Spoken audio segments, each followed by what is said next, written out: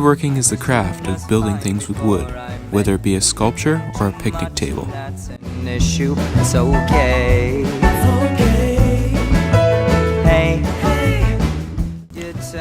In woodworking, we are given a project like a chair, which we then design and build by ourselves. I know it breaks your heart. My favorite part of woodworking is the final assembly and seeing the finished product. Sculpture is a platform for the young creative minds of Brentwood to come together to create works of art.